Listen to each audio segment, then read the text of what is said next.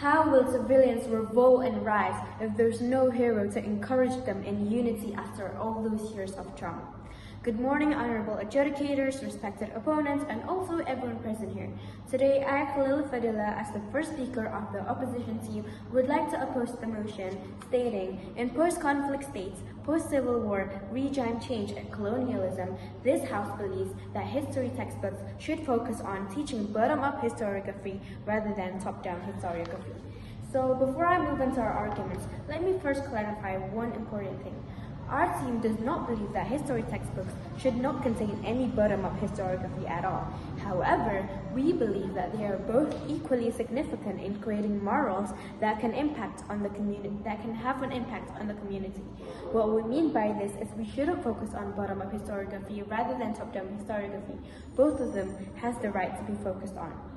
Our team firmly believes that by focusing on the roles of leaders, governments, and major institutions on shaping history, the people reading history textbooks can definitely learn and recognize the historical individuals for their significant, lasting impacts on culture, politics, science, or technology during civil war, regime change, and colonialism.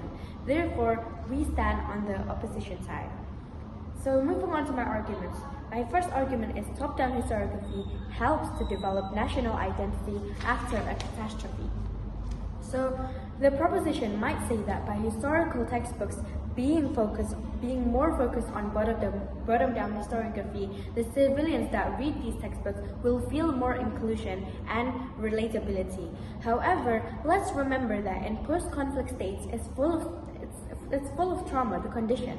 The condition is polarized and lacks national identity. Therefore, the first thing that should be prioritized is not inclusion and relatability, but it should also be focused on national identity and solidarity. The civilians need a historical figure that will build their sense of nationalism to bring that state in togetherness and also legitimate institute. Therefore, by focusing on the roles of leaders, governments, and major institutions in shaping history, it shouldn't be neglected or overlooked.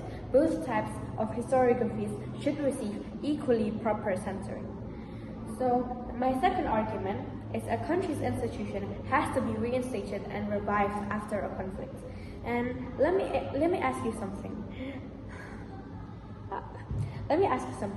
Imagine you're in a state where the citizens have just experienced a deep trauma, a great massive sense of loss. What will happen if every group you see on historical textbooks is trying to teach you the trauma?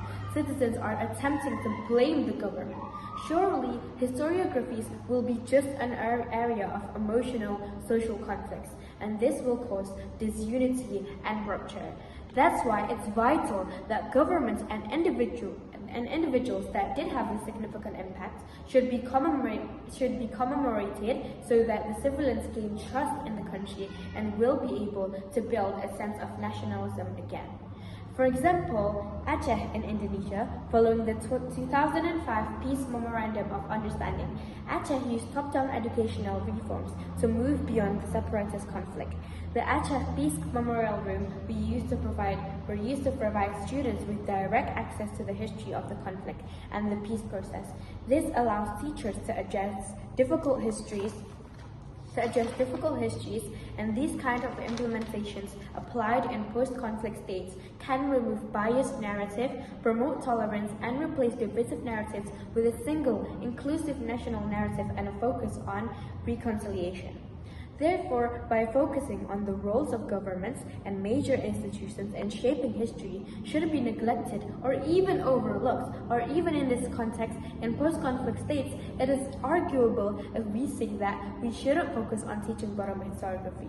We should focus on both top-down historiography also. So, the proposition team might ask, who develops the country better? But that question makes me lead to my third argument, which is struggles of heroic individuals and institutions are worth to be commemorated and immortalized. So let me remind you also that the opposition team are not here to radicalize the struggles of civilians too. I'm here to deliberate about how they both are worth to be commemorated and immortalized. Civilians For example, civilians living in a post-conflict state need someone to help them revive, build trust in the country, and develop a sense of nationalism again.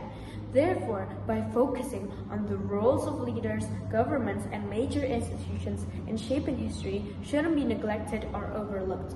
Both types of historiographies, whether top-down or bottom-down, should receive equally proper centering.